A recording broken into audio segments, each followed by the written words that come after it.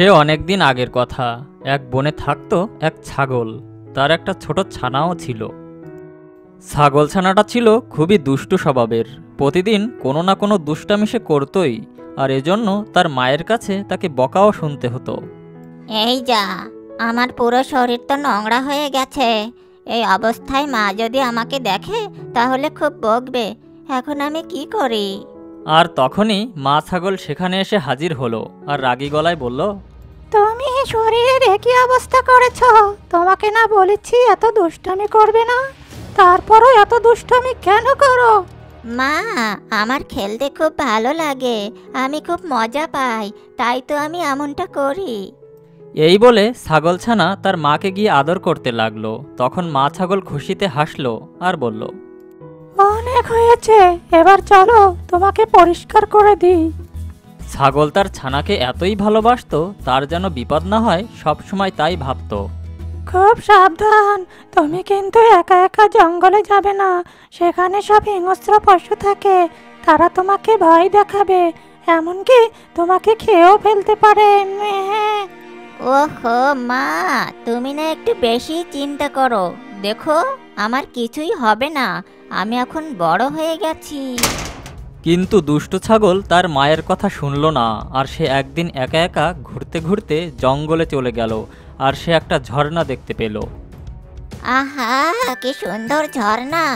আমার ভাগ্যটা খুব ভালো যে এই তৃষ্ণার সময় পানি পেয়ে গেলাম। ছাগলছানা তখন গিয়ে ঝর্ণার পানি পান করতে লাগলো। যখন সে পানি পান করছিল, তখন ঝোপের আড়াল থেকে এক দুষ্টু শিয়াল তাকে দেখতে লাগলো।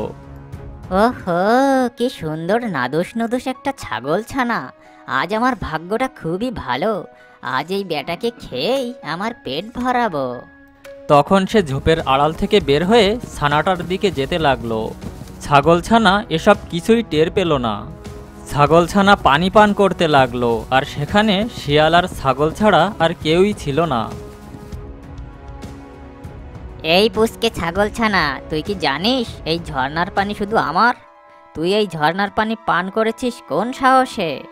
ছাগল শিয়ালের এমন কথা শুনে খুব ভয় পেল, আর মনে মনে বলল, মা আমাকে একা একা জঙ্গলে আসতে বারণ করেছিল, কেন যে আমি জঙ্গলে আসলাম? যত তাড়াতাড়ি সম্ভব এখান থেকে আমাকে পালাতে হবে, আর তা না হলে এই বেটা এক্ষুনি আমাকে খেয়ে নেবে।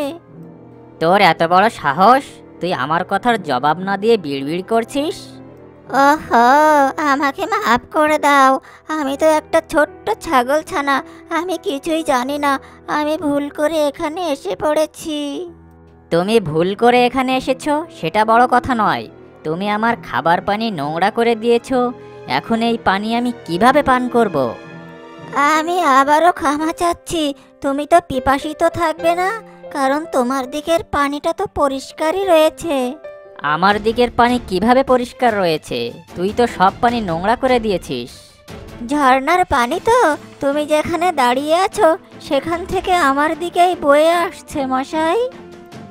ছাগলছানার এমন কথা শুনে শিয়াল তো অবাক, কিন্তু হলে কি হবে, শিয়াল তাকে খাওয়ার একটা বাহানা খুঁজছিল। তুমি আমার সাথে বাজে তর্ক করছো। আমার মনে হয় তুমি সেই ছাগল যে কিনা গত বছর আমার সাথে ঝগড়া করেছিল। গত বছর? কিন্তু মশাই, তখন তো আমার জন্মই হয়নি। ছাগলছানা বুঝতে পারছিল যে শিয়াল তাকে মেরে খাওয়ার ফন্দি আটছে, তাই সে কি করবে তার বুদ্ধি করতে লাগলো। তুই আমার মুখে মুখে তর্ক করছিস? এত বড় সাহস তোর! দাঁড়া, এর শাস্তি তো তোকে পেতেই হবে। আর অন্যদিকে ছাগলছানার মা জঙ্গলে তাকে খুঁজতে লাগলো। আমার সোনা, তুমি কোথায় আছো? ছাগলের এই ডাক ছাগলছানার কানে পৌঁছালো। তখন সে মনে মনে বলল, আমি আর একটু কথা বলি, তাহলে মা আমাকে খুঁজে পেয়ে যাবে, আর এই দুষ্টু শিয়ালের হাত থেকেও বাঁচিয়ে নিয়ে যাবে।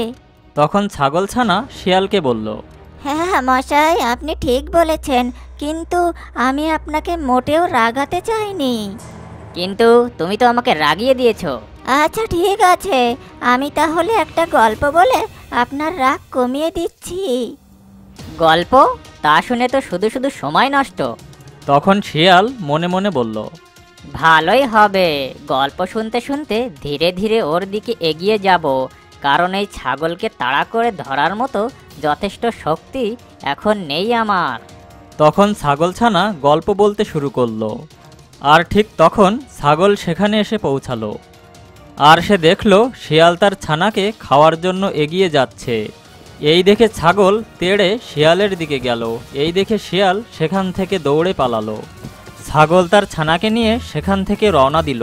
এই দেখে শিয়াল ঝোপের আড়াল থেকে বলল, আমি দেখে নেব তুমি আমার হাত থেকে তোমার ছানাকে কিভাবে বাঁচাও।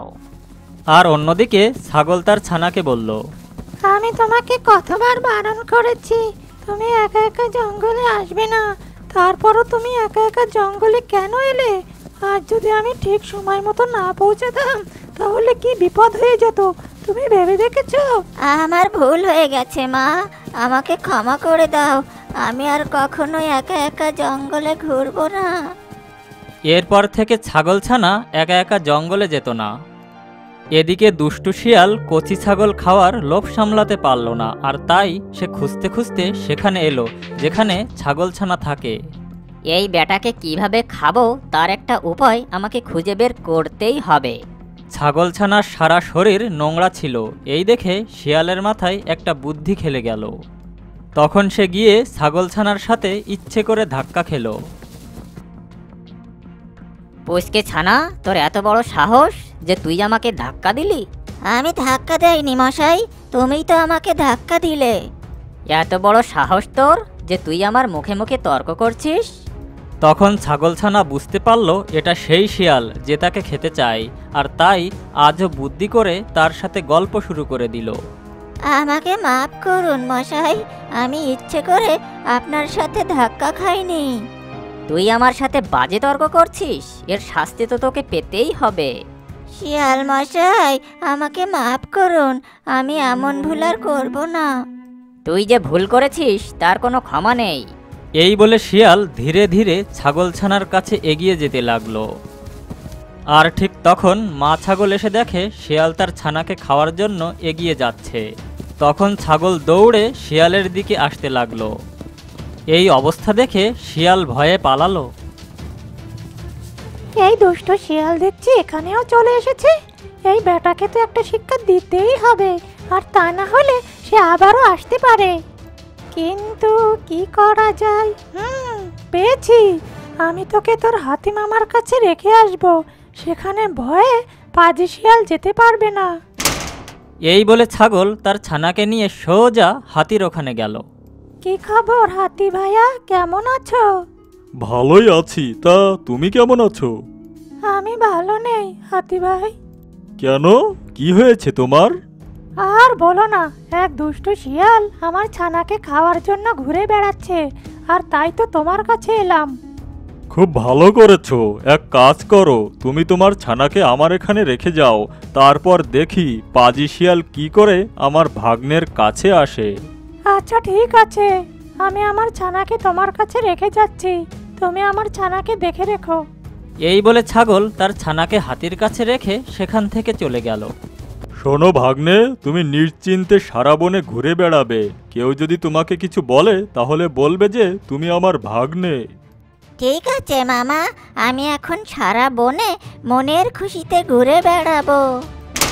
এভাবে বেশ কিছুদিন কেটে যাওয়ার পর ছাগলছানা বনের ভেতর দিয়ে একা একা হেঁটে যাচ্ছিল। আর ঠিক তখন ঝোপের আড়াল থেকে পাজি শিয়াল বেরিয়ে এলো আর বলল, খুব সাহস বেড়েছে দেখছি তোর, পুচকে ছাগলছানা, একা একাই জঙ্গলে ঘুরে বেড়াচ্ছিস। হ্যাঁ, আমার অনেক সাহস, তুমি আমার রাস্তা থেকে সরে দাঁড়াও।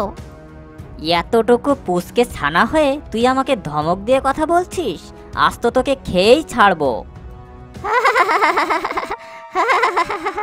তোর এত বড় সাহস, তুই আমার কথা শুনে হাসছিস? তুই তো আজ গেলি। তুমি আমার কিছুই করতে পারবে না, তুমি জানো আমি কে? তুই আবার কে? একটা পুচকে ছাগলছানা? না না না না না, আমি হলাম হাতির ভাগ্নে। মামা বলেছে আমাকে সারা বনে ঘুরে বেড়াতে, আর কেউ কিছু বললে মামাকে ডাকতে। তাই বুঝি, তা ডাক তুই তোর মামাকে, দেখি আজ আমার হাত থেকে তোকে কে বাঁচায়। মামা বাঁচাও, পাজি শিয়াল আবার আমাকে খেতে এসেছে। তখন হাতি এসে পাজি শিয়ালকে ধরে বলল, তোর এত বড় সাহস যে তুই আমার ভাগ্নেকে খেতে চাস? আজ তোকে মেরেই ফেলবো। আমাকে ছেড়ে দিন হাতি মশাই, আমি জানতাম না যে এটা আপনার ভাগ্নে। তাহলে এমন ভুল আমি কখনোই করতাম না। দয়া করে এবারের মতো আমাকে মাফ করে দিন, আমি আর কখনো এখানে আসবো না। আমি তোর কথা বিশ্বাস করি না। তোকে ছেড়ে দিলে তুই আবার আসবি। না না রাজামশাই, আমি আর আসবো না, দয়া করে আমাকে ছেড়ে দিন। ঠিক আছে, এবারের মতো তোকে ছেড়ে দিলাম। আর কোনোদিন যেন আমার ভাগ্নের আশেপাশেও তোকে না দেখি। শিয়াল তখন হাতির কাছ থেকে ছাড়া পেয়ে দৌড়ে পালালো। এই দেখে ছাগলছানা বলে উঠল, কি মজা, কি মজা, পাজি শিয়াল পেল সাজা।